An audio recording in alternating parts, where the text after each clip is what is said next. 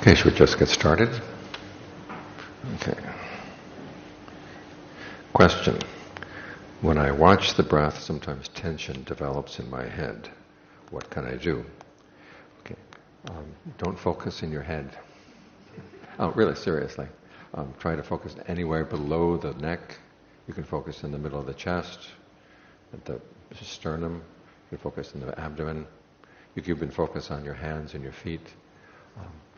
In other words, try to find a place where it feels comfortable to stay focused. You can focus any spot in the body, because ultimately, when we're doing breath, especially when we're doing breath meditation, we're trying to develop a whole body awareness. And it doesn't really matter where you start. So start any place that feels comfortable, and then avoid the head if you find that you're developing tension there.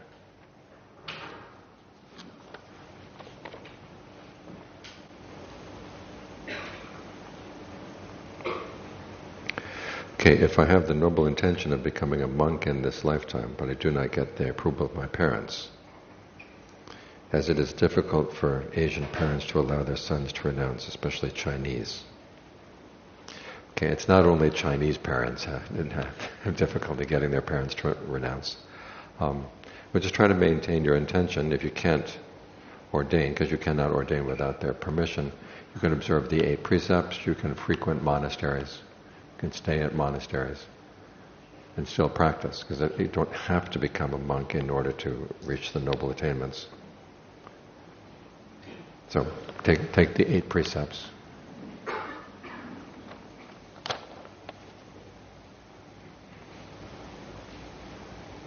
Many people teach not to adjust the breath in meditation. I'm confused. Okay, well, the Buddha talks about trying to breathe in a way that gives rise to a sense of rapture, and breathe in a way that gives rise to a sense of pleasure. And if you don't adjust the breath, it's going to be very difficult to give rise to this sensation. So there's no law against adjusting the breath. Because what happens is the mind is already adjusting the breath subconsciously anyhow. So you try to bring that adjustment up into your conscious awareness, and then you'll be able to take advantage of it to figure out what kind of breathing is best for you at any one time.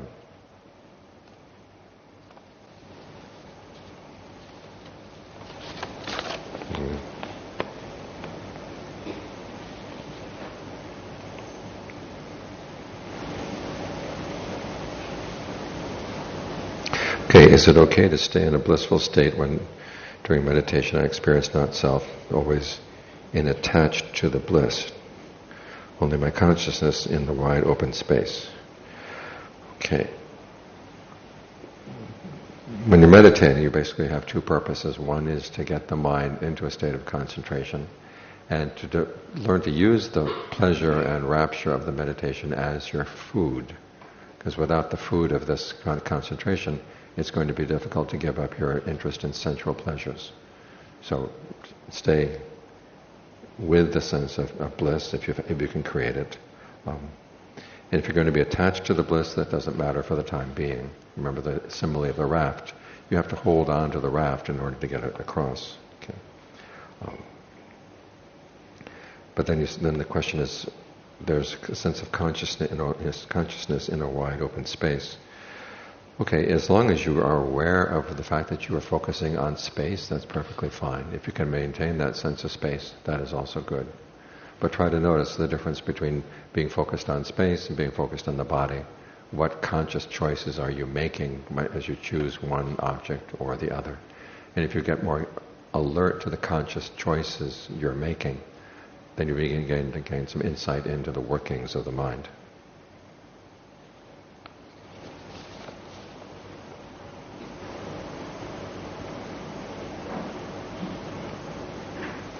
After the Buddha gained enlightenment, he taught the Dharma to many people, and many people became sotapannas after listening to the Dharma. How is it so easy to become a sotapanna? We don't know what kind of work they had to do before they had the merit to be able to listen to the Dharma from the Buddha, and in order to be able to bring it in. As the Buddha said, when you listen to the Dharma to get good results, when you find a person of integrity, you listen to the true Dharma. But then there are 2 things that you have to do, and one is apply appropriate attention. In other words, you ask the right questions about what the Buddha is teaching. In other words, how is this applied to the problem of your suffering you're experiencing right now, the way the mind is creating suffering, what it can do to put an end to suffering. So you listen to the Dharma and you ask those questions. How does that Dharma apply to my mind right now? And then you practice the Dharma in accordance with the Dharma. So they didn't just listen. It wasn't just that the words came in and made them awakened. They listened and then they applied what they listened to what was going on in their minds as they were meditating and listening to the Buddha's speech.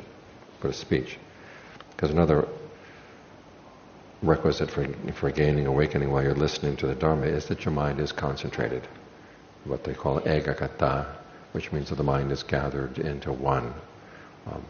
So you have to have the mind in concentration and you have to be reflecting on how the Dharma applies to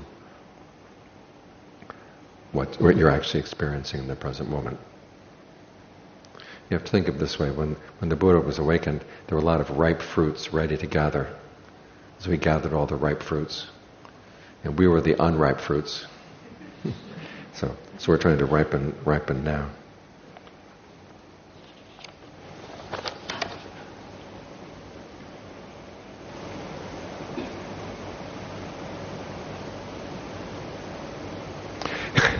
There are two Gabilawatu sites in India and Nepal. One in India near the Nepal-India border, and the other in Nepal some 35 kilometers from Lumbini.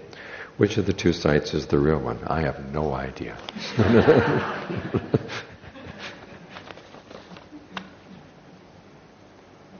What is the secret to be successful in meditation? The secret to being successful in meditation is to try to stick with one thing, stick with your object, and then reflect on how well it's going. And if it's not going well, what adjustments you can make. And then learn how to evaluate your adjustments. If that seems good, then you keep that up. If it doesn't seem good, then you try to do something else. In other words, you have to be more proactive in the way you approach your meditation. You don't just listen to the instructions and follow the instructions. You listen to the instructions, you try to apply them. If it's not working, you have to ask yourself, what needs to be adjusted? What do I have to change? Last night we talked about changing your mind, changing the breath. And this ability to evaluate what you're doing, to observe yourself in action, that's what is basically the secret to success in meditation. Another way of analyzing the question is, the Buddha said there are four bases for success. There's desire, there's persistence, there's intent. In other words, you pay careful attention to what you're doing. And then finally there's ingenuity. In other words, you use your ingenuity to figure out what's wrong and how to adjust it. If you bring these four qualities to your meditation, then you're bound to succeed.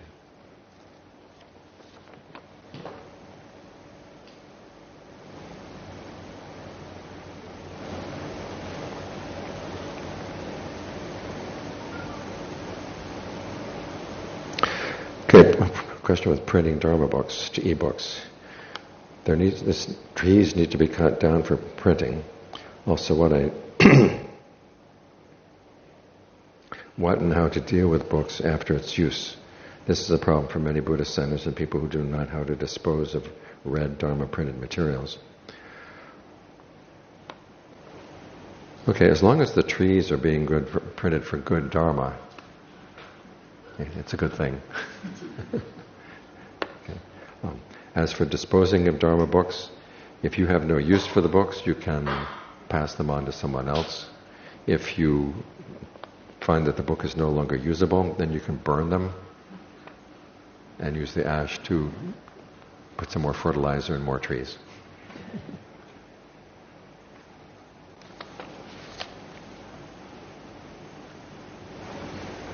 I easily worry. How to overcome worry?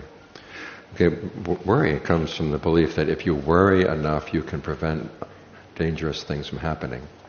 But as we all know, that worrying itself does not necessarily guarantee that dangerous things will not happen. You don't really know what's going to happen in the future, so you tell yourself what you do know is that you will need more mindfulness, more alertness, more concentration, more discernment to deal with whatever problem comes up. And the best way to develop those qualities, of course, is to meditate. So when you find yourself worrying, you say, okay, this is not a skillful way of preparing for future dangers. The skillful way of preparing for future dangers is to develop the good qualities in the mind. As I said, mindfulness and alertness, concentration and discernment.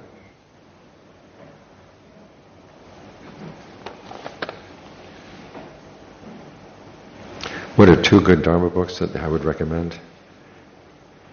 Whew. There's one outside called Noble Warrior.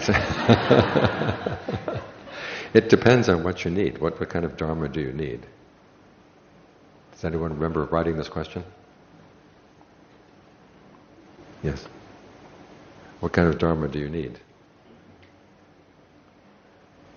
Because you can't say that one book is going to be good for everybody. If you find that you need more help with concentration, I find that Ajahn Lee's explanations of concentration are probably the best ones out there. For developing discernment, Ajahn Mahabua is very good with his recommendations for developing discernment. I'd start with those 2 teachers.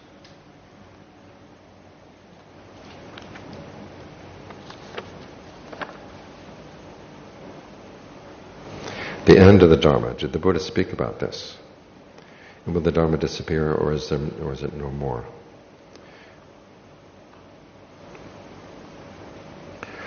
Okay, the Buddha said that there are two ways in which the Dharma can end.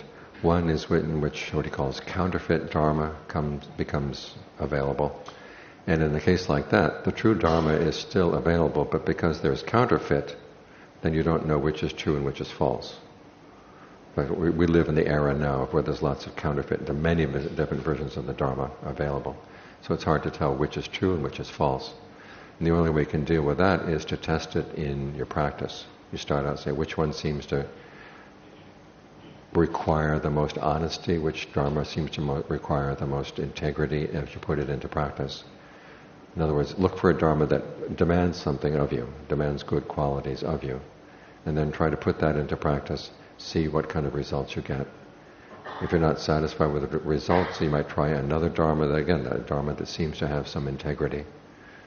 You develop your integrity until you find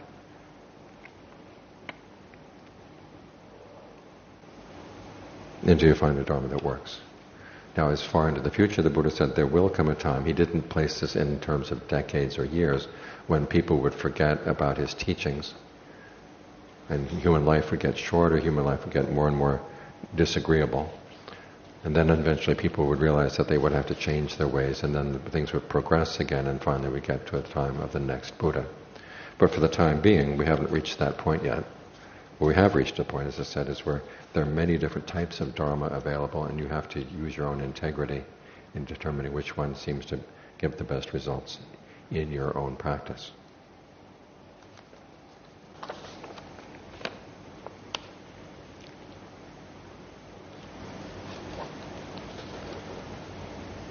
Deathbed conversion. Ooh.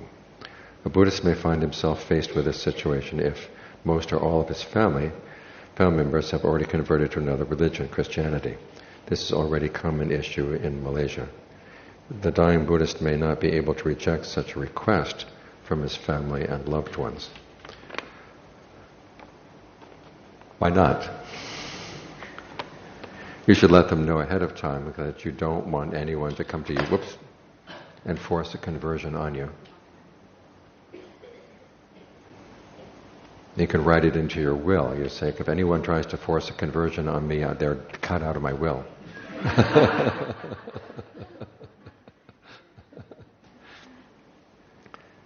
Because I know, I personally think it's really disgusting that they try to force this on people when they're weak and sick and about to die. So you have to let the family members know that you don't want a conversion forced on you when you're weak. And you say, and you tell them, even if you do finally say yes, yes, yes, you don't mean it.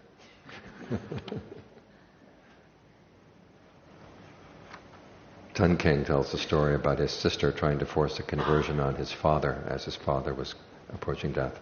So they brought a minister into the house, and his mother's first question was, "My son has been recognized by the king of Thailand." That's why he's a Jiao Kun. Who have you been recognized by? But I know a number of people in Singapore who have already written it into their will that they do not want a conversion forced on them. Now, I don't know if they've threatened to cut members of the family out of the will, but you can try that and see what happens. Question, can I meditate while listening to a Dharma talk tape? Yes, that's the best thing to do when you listen to a Dharma talk tape. Try to meditate, and as I said, try to apply appropriate attention. Ask yourself, how does this Dharma that I'm listening to apply to my meditation right now? And if you find that the talk is disturbing your meditation, then just don't listen to the talk, just focus on your meditation. Let the talk be in the background. It acts as kind of a fence. If your mind is beginning to wander away, it runs into the talk, and goes back to the meditation.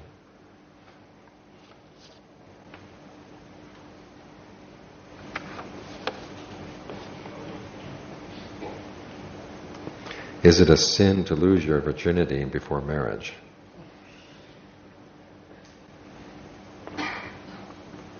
I know the precept against illicit sex is against having sex with someone who is already married, and against having sex with a minor. And if you're already married, having sex with someone outside of the relationship. Now, as long as you're not married and you're not having sex with a minor,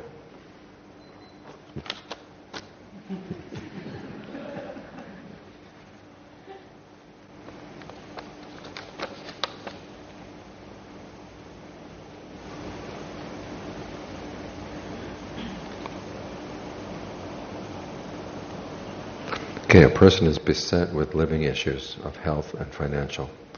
Even the simple sitting, breathing practice meditations cannot be done because the person's mind is anxious and is unable to stay calm. Please give some advice on this. Okay.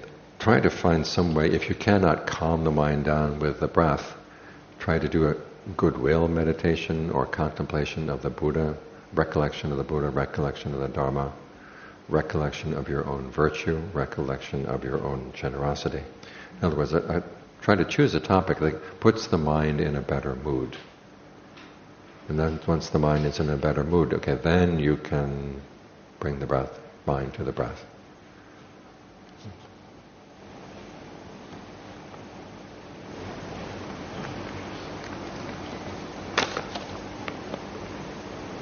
During my meditation, when I am in the state of calm, I start to go into concentration. I can feel my body become very overwhelmed. My alertness is not very sharp. I'm not sure if I'm forcing myself. How can I stop doing this? Okay, you try to make sure that you maintain your alertness at all times. So when you're concentrated on the breath, try not to put too much force on the breath or to try to control it too much. Control it just enough so that it feels comfortable, that it's easy to stay with. Don't try to put yourself into a trance. If you find that once there's a sense of ease in the breath, spread your awareness to fill the entire body. That'll give you a foundation so that you don't get sucked into a state of trance.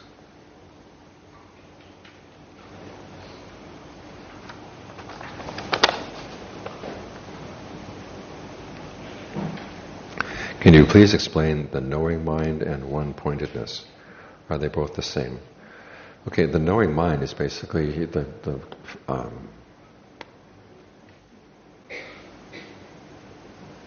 aggregate of consciousness, that you're aware of things as they come. One-pointedness, that's a translation of the word ekagata, and it doesn't necessarily mean one-pointedness, it means the mind gathered around one topic. Now, you can focus on one point, but ideally with a meditation you should have a focus on one point, but also awareness that fills the entire body. Think of it as a candle flame in the room. The candle flame is in one spot, but its light spreads to fill the entire room. That's the quality that you're trying to develop. As for the state of knowing, that's simply the consciousness aggregate taking note of things, or being receptive to things. So they are actually two different things.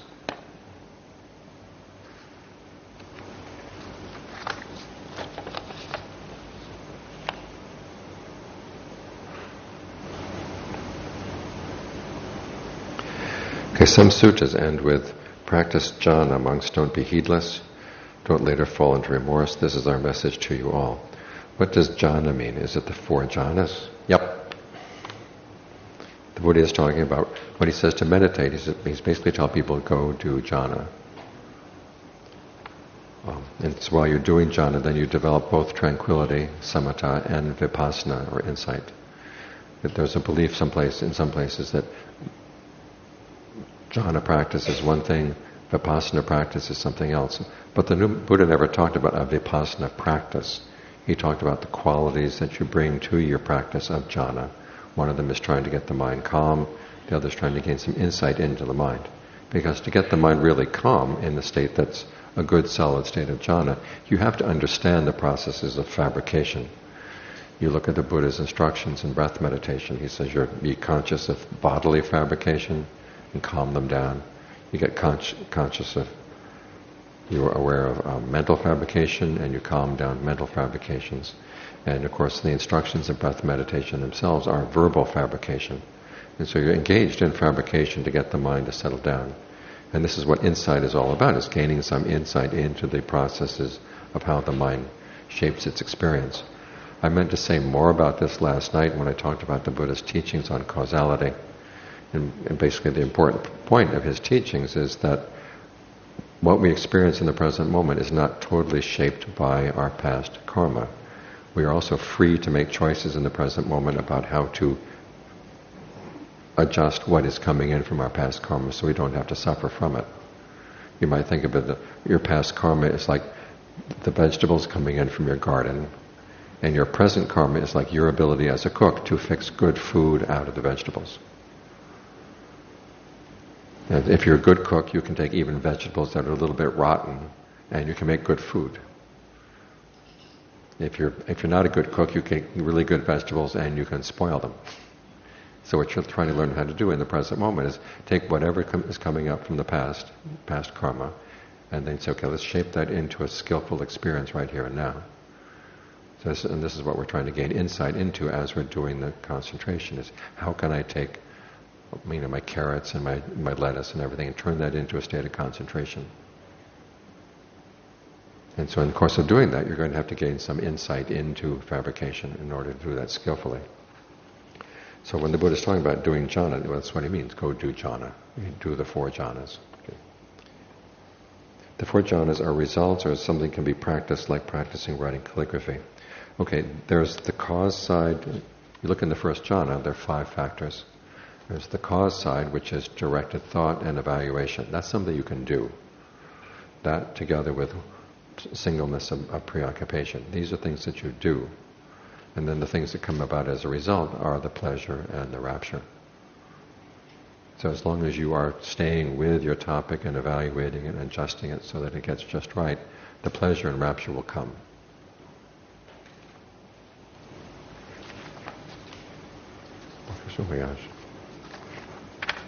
Keep them coming.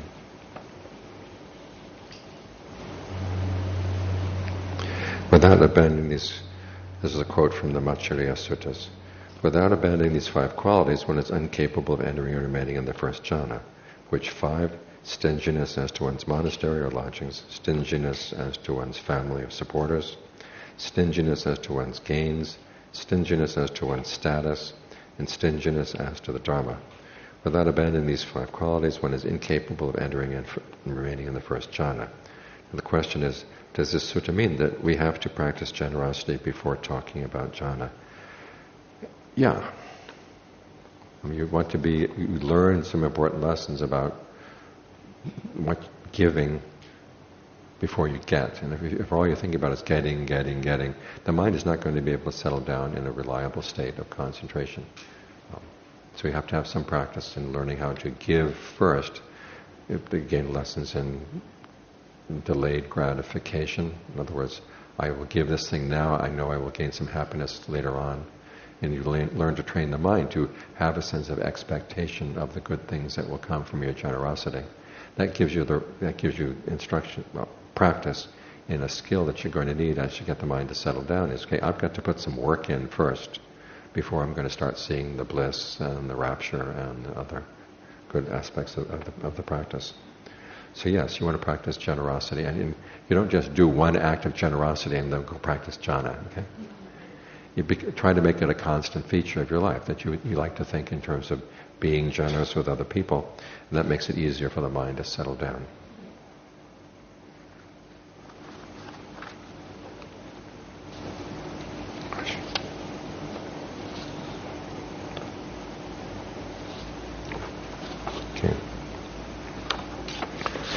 Okay, question. Does it require jhana to become a stream enterer? And yes, the stream entry means that you bring into harmony all 8 factors of the Noble Path. And of course, one of the factors is right concentration, which is any one of the jhanas. Question number 2. When we experience anicca, we realize dukkha and anatta at the same time. This is true. Well, basically, the more you contemplate anicca, the more that you will begin to see that things that are inconstant, if you try to use them as a source for happiness, are stressful.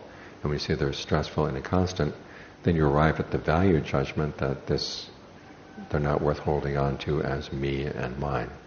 So there's a direct connection. It's not automatic that as soon as you see inconstancy, you will see stress and not self. But you see inconstancy, and as you contemplate it, you begin to see that there is stress inherent in the inconstancy. And if you try to claim that things are stressful and inconstant as yourself, there comes a point where you realize it's not worth it. And that's the anatta teaching when you let it go.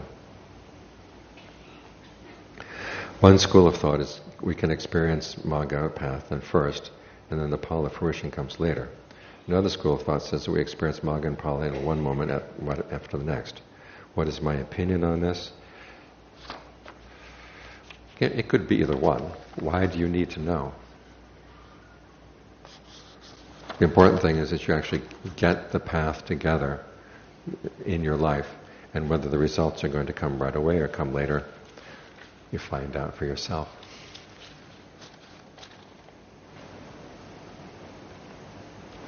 Some teachers say that one can become a stream enterer by listening to a Dharma talk and realizing the fruition later in this life through practice of meditation.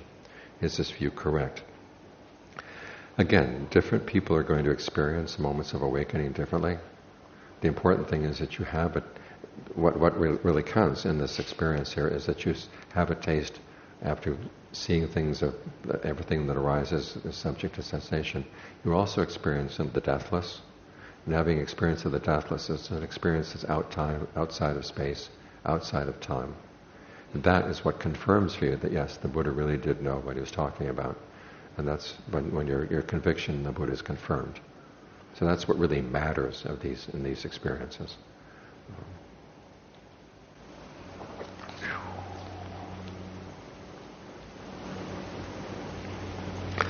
Learning how to live skillfully as a Buddhist, how is this different from so many self-improvement courses nowadays?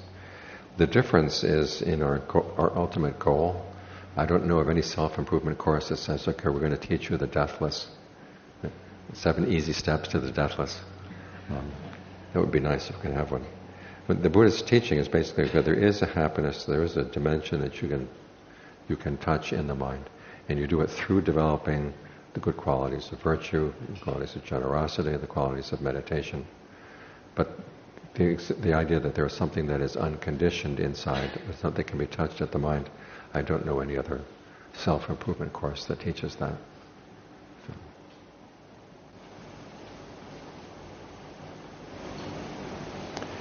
What is the definition of wisdom arising in meditation practice, and how do we identify wisdom as it's arising? Okay, the whole purpose of wisdom is for you to see that you're creating unnecessary stress or suffering for yourself, and you can learn how to stop. And whatever subtlety or depth you gain, that it all counts as wisdom. I mean, simply saying something is, you're hitting yourself on your head, and you finally realize, okay, I've been hitting myself on my head, I stop. That's wisdom. And then it gets deeper and deeper and deeper. But that's what really counts, is that you see that ways in which you are causing yourself suffering, you realize that it's unnecessary and that you can stop. And whatever insight allows that you to stop creating that cause of suffering, then that's wisdom. Besides self-realization, Buddhism emphasizes our human qualities of loving kindness, compassion, and in particular wisdom. How relevant is Buddhism today in this 21st century where we live and grapple in a techno world of AI, robotics, and cyberspace? Okay. It's just as relevant now as it's always been, because we can still suffer because of AI and robotics and cyberspace. They haven't changed the basic problem, which is that we're causing unnecessary suffering for ourselves, and that we need to learn how to stop. We can't blame the world outside for our sufferings. We're the ones who are putting unnecessary suffering on ourselves.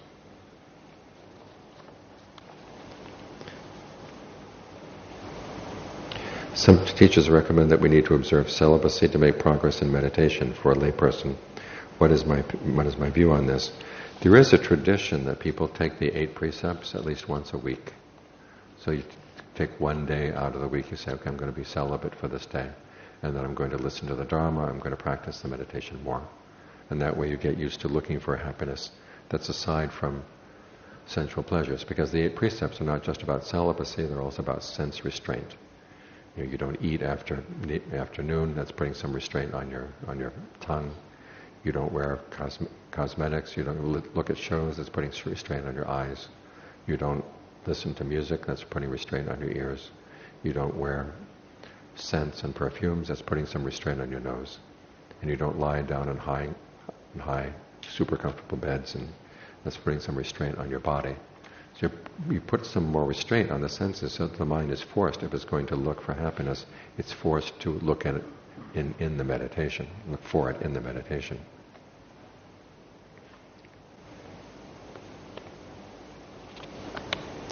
It is said that the mind is the one that is going to get enlightened, not the object in the meditation. But in meditation, the emphasis is on the object. What is your opinion? We focus on the object, or do we focus on the mind? Okay. Suppose you're trying to catch an eel. Okay, you give the eel something that it likes. And John Frung said that eels like dead dogs, which is kind of disgusting. But you put the dead dog in a jar, and then the eels are going to come. In the same way, you give the mind something that it can focus on. Because if you're going to try to catch the mind, there's nothing that you can catch it with. But if you give it something to focus on, the mind will come there, and then you can focus on the mind at the same time. You look at the Buddha's instructions on breath meditation, and first you focus on the breath, and then you focus on the feelings that are related to the breath, then you focus on the mind states that are also related to the breath. You have all 3 things here together.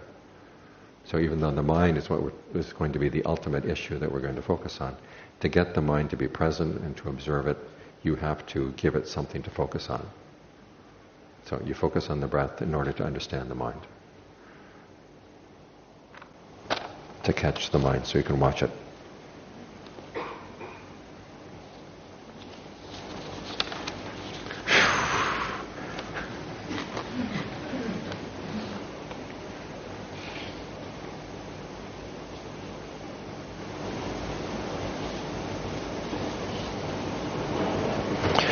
Okay, in the Dita Bhariyaya Sutta, the Buddha describes the senses as being aflame with sensual desires and clinging.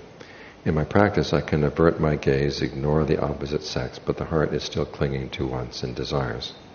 In your opinion, what is the best way to subdue the longing in the heart in order not to break the 5 precepts?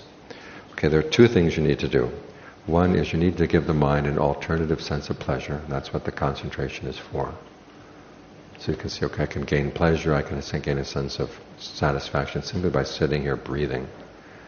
And then you have to look at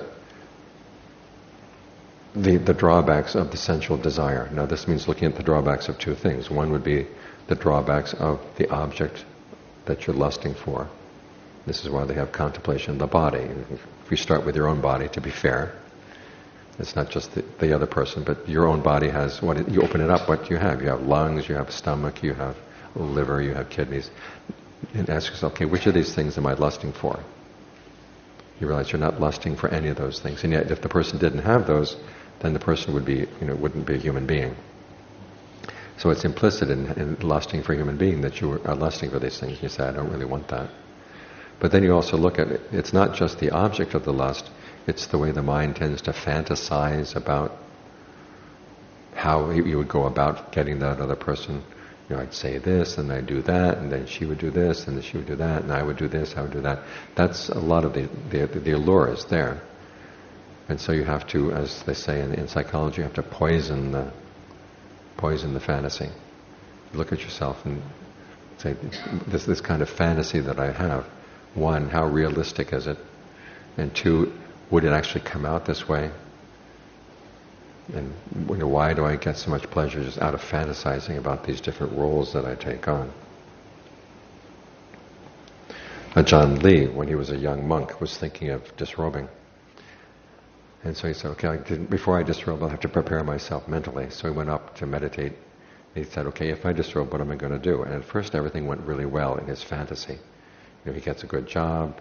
Here he is, the son of a Thai peasant. He figures out some way that he's going to get the daughter of a nobleman to be his wife. And then the reality principle starts setting in. He realized, okay, if the daughter of a nobleman married a Thai peasant, her parents would probably disown her. And she'd have to go live with him, and she wouldn't get any of the inheritance. And because she would need to work, but she was always very delicately brought up, she was going to die. And then things just got worse and worse and worse. And then he finally realizes, okay, I don't want to do this. That's called poisoning the fantasy. So when you find yourself engaged in sexual fantasies, poison the fantasy.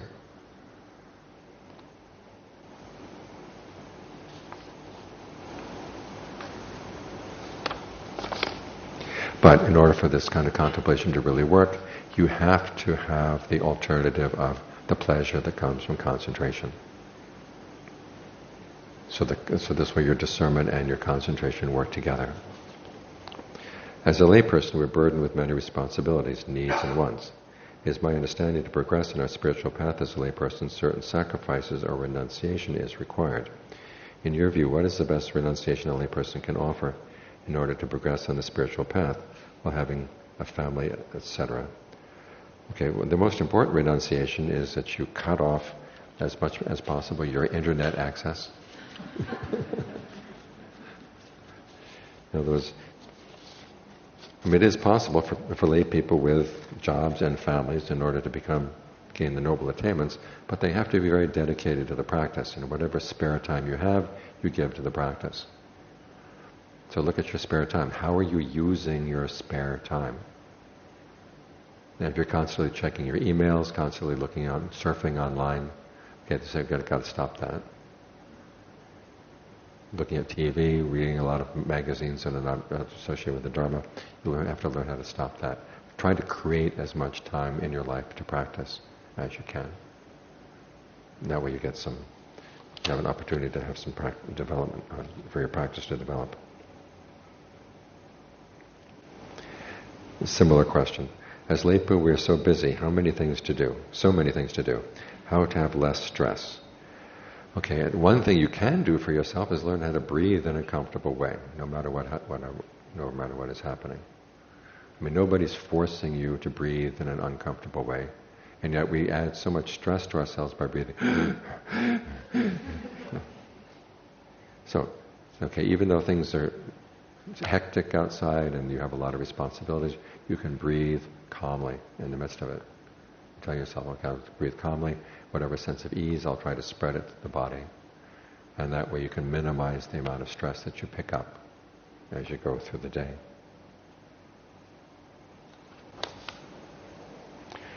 There's a rumor I've heard that Ajaan Lee in one of his past lives was King Ashoka. What are your thoughts on this? Why not? But then the other question is, why do you need to know? When I was staying with Ajaan Phra, I noticed a lot, especially the first year that I was staying with him, a lot of his students seemed to have a lot of visions in their meditation. I was not getting any visions. So part of me, I was feeling kind of upset that I was not getting the visions they did. But at the same time, I was always fascinated in what their visions were. And Ajaan Phra pulled me aside one time. He said, "Look, these are their belongings. This is none of your business. The visions they have may be true, may not be true. But it's up to them in order to gain a Dharma lesson from the image. So whatever visions people have, whatever special psychic knowledge they have, that's their business. It's for them to gain a Dharma lesson. You focus on your business and gain a Dharma lesson.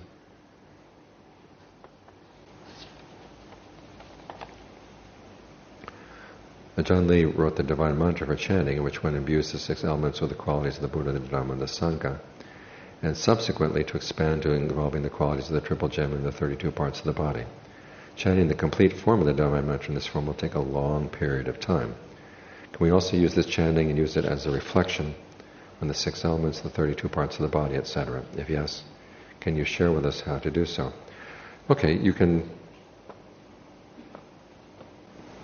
The whole point of the divine mantra is that you reflect on your different elements that make up your sense of the body.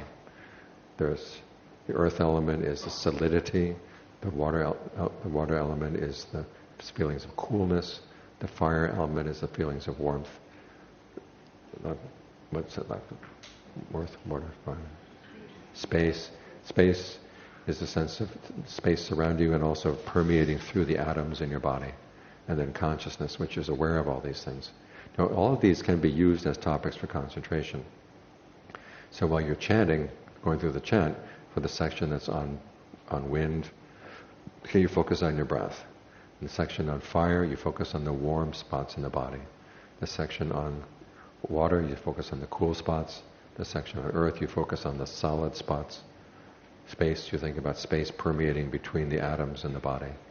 And consciousness finally is what aware of these things. You contemplate these things as you chant, one by one by one.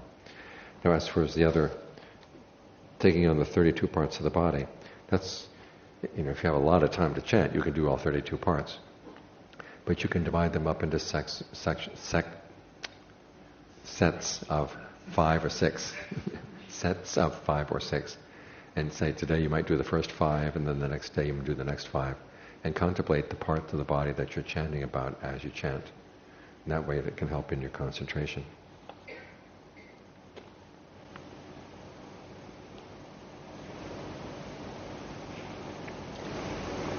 As I was coming here this morning by taxi, I saw a pigeon standing on the road ahead of us. Then the taxi ran over it without realizing that driver had just killed the bird. I'm very sorry for the bird. Did I break the precept? No, you didn't break the precept. To break a precept, you have to do the action. I mean, you didn't tell the taxi driver, hey, there, go ahead and get that pigeon, Okay. So you didn't do it. And even if you were driving the car, but it was unintentional, that does not count as breaking the precept. To break the precept, it has to be an intentional action. Either you do it yourself, you tell someone else to do it, or as the Buddha said, you condone what they did. In other words, you hear that somebody shoots somebody, so it's a good thing he was shot. That would also break the precept. So. Oh my gosh. I'll never get out of here. So I have these left over.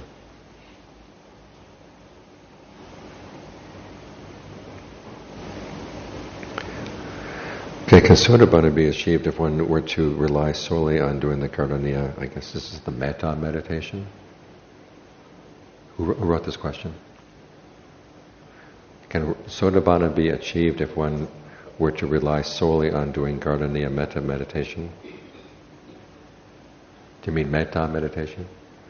The Buddha says if you do just Metta, do just the Brahma Viharas, it does not lead you to the noble attainments.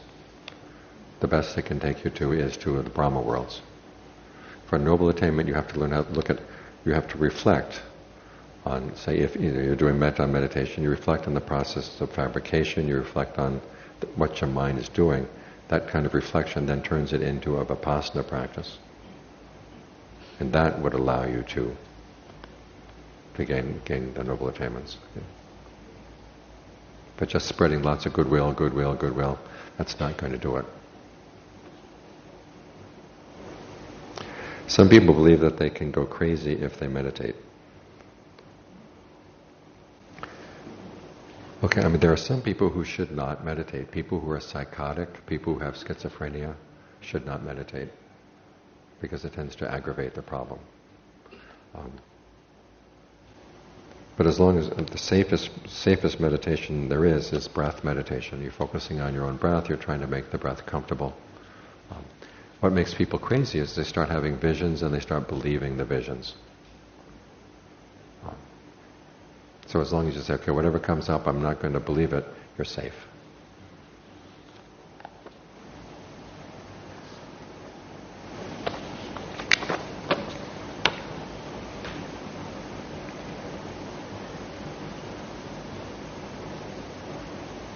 Okay, last night you spoke of practicing in the morning.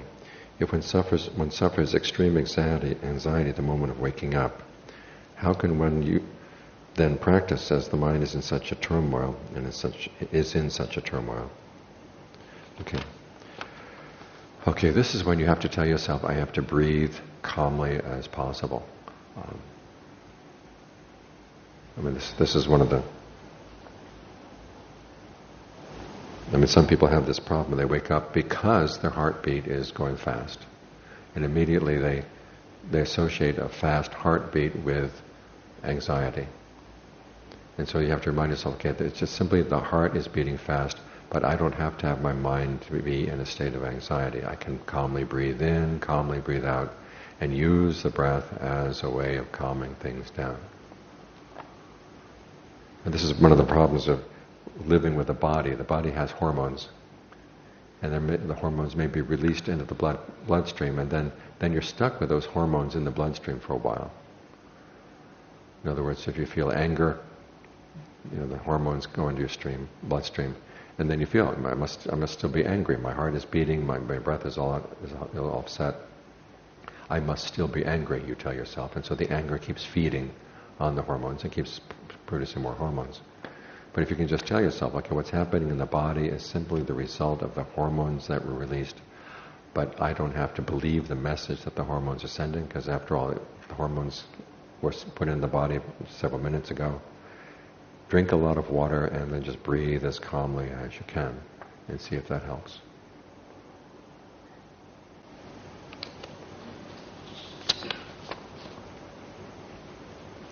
Are awareness and wakefulness the same thing? No, awareness is simply the mind's ability to receive sensory impressions. In other words, you look behind you here, you've got the trees, you've got the post, you've got the Buddha. The simple fact that you are aware of these things, that's awareness. Wakefulness is when you are able to keep yourself awake instead of falling asleep, basically. So you try to keep yourself awake at night as you're practicing meditation. You try to keep yourself awake when you get up in the morning. Then there's another quality which is non-complacency, and that means, or heedfulness, which is when you realize, okay, my actions make a big difference in my life. I really have to be careful about how I act. If I'm careful about how I act, I can avoid a lot of dangers. That's a quality of heedfulness, and that's what you really want to develop, because the Buddha said heedfulness is the basis for all other skillful qualities. That it? Any questions from the floor? Mm-hmm. Mm-hmm.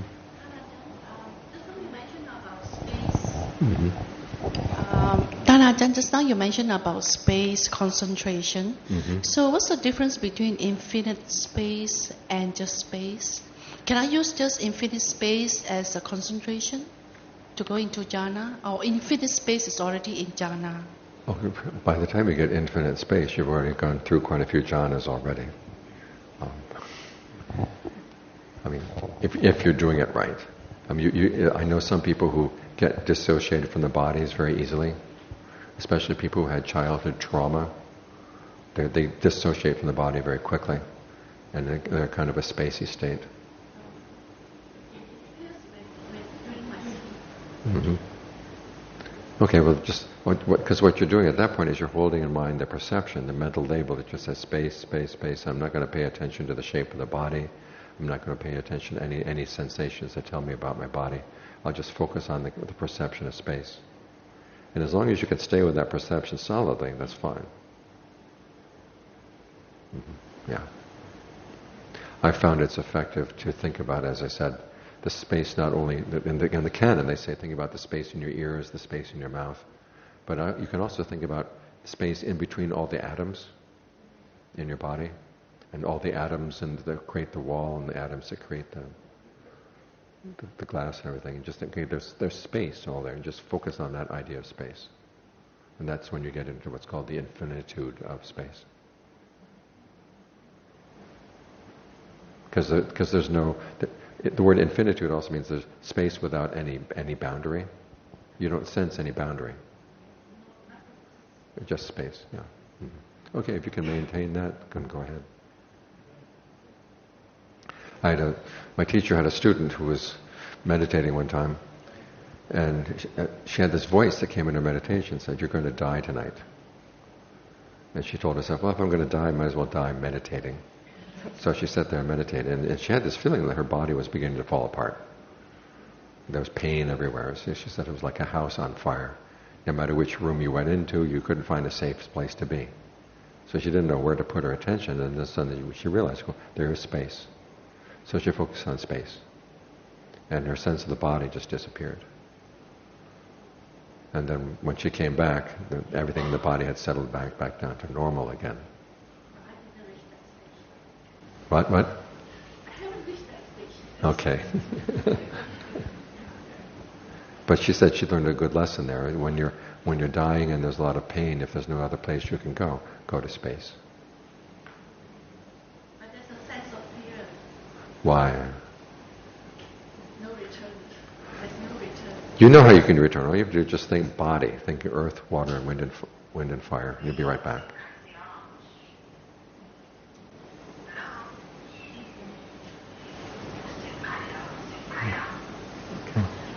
Yes. Mm-hmm.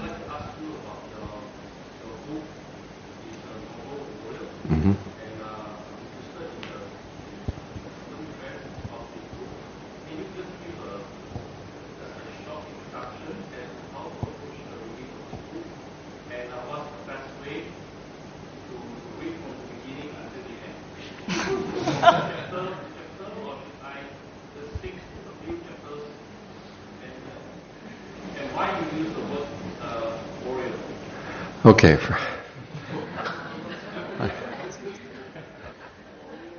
I think the book works really well if you read it from the beginning to the end. Because for me, the process of writing the book was seeing, getting the arc of the story of the Buddha's life, and seeing what it was like for him when he was young, what it was like for him when he was newly awakened, and then the experiences he had as he had to deal with setting up the Dharma and setting up the Vinaya so that it would last for a long time. And then finally, as his life came to a close, the issues that came up at that time as well. And for me, it was interesting to see all that material sort of laid out in an arc like that. So I think that there's good reason to read it from the beginning to the end. Now, the reason I chose the Thai Noble Warrior is one of the things I was really impressed with was how much difficulty the Buddha had to encounter. Because sometimes you read stories of the Buddha's life and it's like he's floating around 3 inches above the ground and never seems to be touched by anything. But he was constantly having to fight against other sectarians, even his own monks and nuns. Sometimes they rebelled against the rules. He had the choice after his awakening. There's that passage you may know of where he's deciding, well, maybe he doesn't want to teach after all. And then the Brahma gets upset, comes down and invites him to teach. And says, there will be those who will understand. And so the Buddha reflected and he saw with his own knowledge that yes, there would be people who would understand. And so he decided to put up with all the effort and difficulty that was going to be involved. Now the commentary tries to explain this away. It says, the Buddha didn't really mean it when he said he might not teach. He was just fishing for an invitation from the Brahma. But you have to remember that the Buddha talks many times about how a person who's gained awakening has no debts to anyone. And so when he gained awakening, he had no debt. He did not have to teach. He could have decided, okay, I'm just going to live the rest of my life quietly. Because as he said, where he found his real pleasure in life was quiet and seclusion. But then so we have to appreciate, the generosity and the compassion that led him to decide that he wanted to teach. Because another point he pointed out how that the Buddhists of the past, there were two different ways that the Buddhists of the past would teach. The one, the Buddha would get his disciples around and they'd be meditating, and he would point to this person and say, don't think that, think this, don't think that, think this, don't think that, think this, and basically get them all awakened without explaining anything much. And the Buddha says that the holy life that was established by those Buddhas did not last long. The holy life to last long was going to require that he establish a Dharma, establish a Vinaya, establish a Bodhimokkha. And this was going to involve a lot of controversy, because as I said, there would be other sectarians who would wanted to argue with him. People come and look at him just trying to find a fight. And sometimes, as I said, he would set up a rule. The one that got the most negative reactions was the rule against eating after noon. Some of the monks said, okay, the Buddha can say what he wants, but we're going to still eat after noon. And so the Buddha had to call them in and give them really a stern lecture. So he had, in order to establish the Dharma and Vinaya, so it would last a long time, and up to our days, he had to deal with a lot of controversy, he had to deal with a lot of hardship.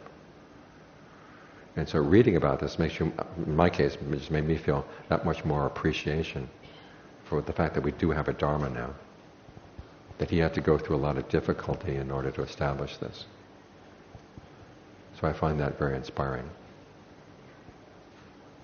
And then the last reason why it's good to read the story of the Buddha all the way through is you find that as you get toward the end, I found myself that as I get older and older, I keep thinking, okay, I'm getting old now, can people stop attacking me? Have some pity on this old man. And it's when you're old, that's when everybody comes and tries to get you, because they feel now he's down. And the same thing happened with the Buddha. Devadatta tried to kill him. King Ajatasattu tried to kill him, or went along with Devadatta to get him killed. And all these other difficulties came up. The monks in Gosambi start arguing, and it gets to the point where the Buddha can't stay; he has to leave. All this happened as he was getting older. So again, it gives for me a sense of real appreciation and gratitude for the Buddha that he put up with all these difficulties all the way to the end. So that's why I call it noble warrior, because he was fighting all the way to the end. He fought his own defilements to begin with, and then he fought the defilements of other people to establish the Dharma and Vinaya. Does that answer your question? Yes.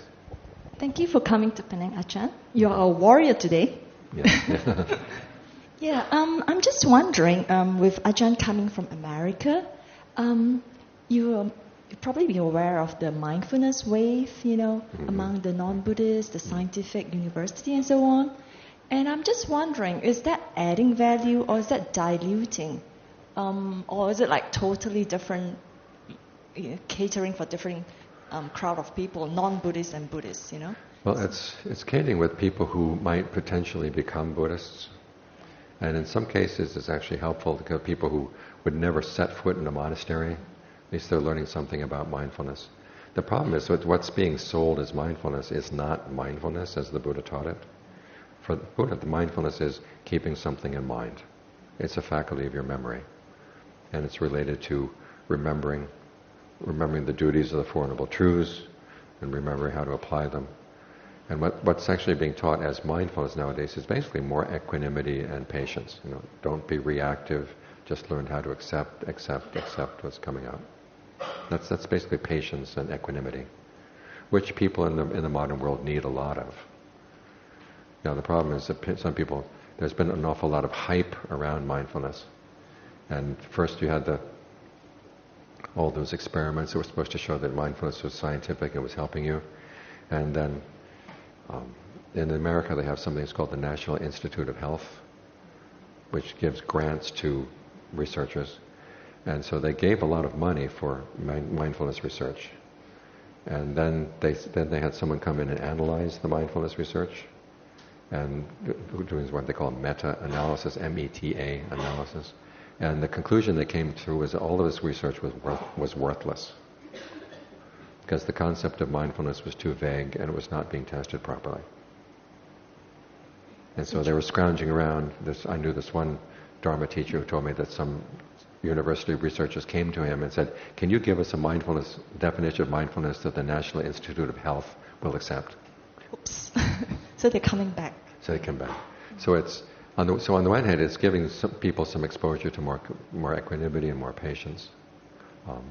But it's also brought into the Buddhist community a lot of secular, what they call secular Buddhists, who say, okay, we don't care about nirvana, we don't care about anything besides just living a nice, peaceful life.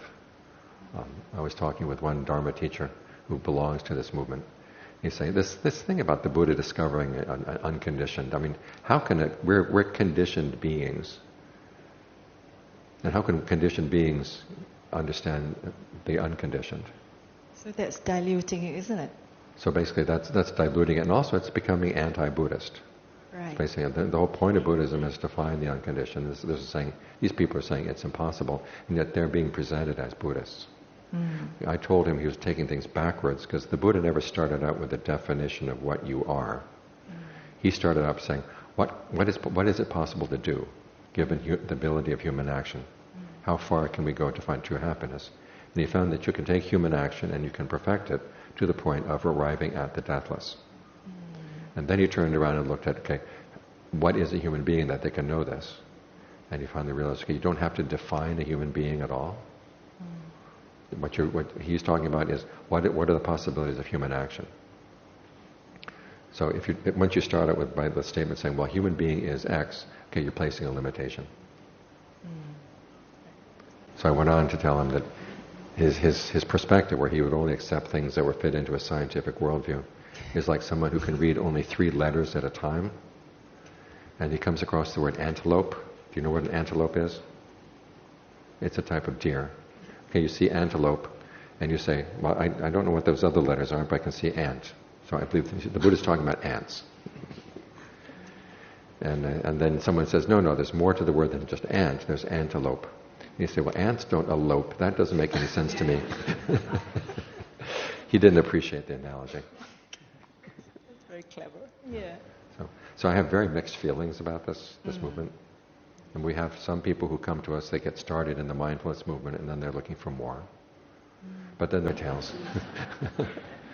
So we don't really know. But try to choose the tales that give good lessons for your children. And say, okay, this is a tale with a lesson, and figure out what the lesson is.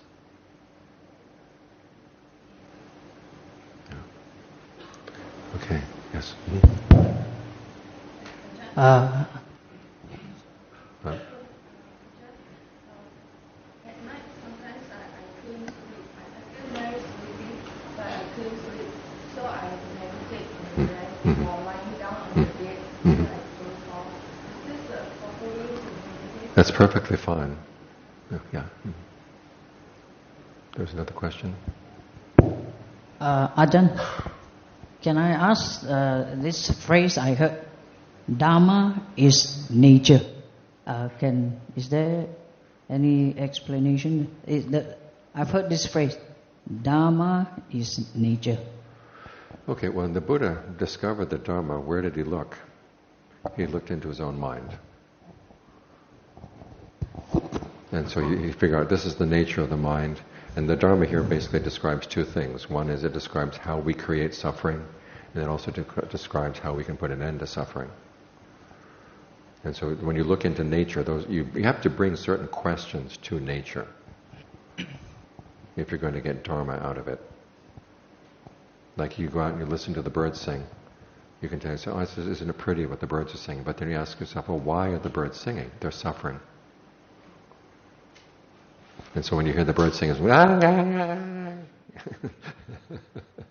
and that puts a whole new twist on what you're experiencing out there. So Dharma is basically the way nature is, but to make it really Dharma, you have to ask the question: how is this related to suffering and the cause of suffering? How is it related to putting an end to suffering? And that way you turn what's just happening out there into lessons in the Dharma. Because everything depends on the questions you ask. You ask good questions, you get possibility for good answers, useful answers. Okay, we are out of time. I would like to express our big thank you and deep appreciation to Phra Ajaan for coming to Penang. And we hope that in future, Phra Ajaan can come again to Penang and stay for more days. Now, let us put our... You're supposed to overcome your greed. Now, let us put our palms together and ask for forgiveness from Phra Ajaan. On behalf of the lay community here, we would like to ask for forgiveness from Phra Ajaan. If, due to our negligence, we have done any wrong by body, speech, or mind, kindly forgive us, Phra Ajaan. Sadhu, sadhu, sadhu.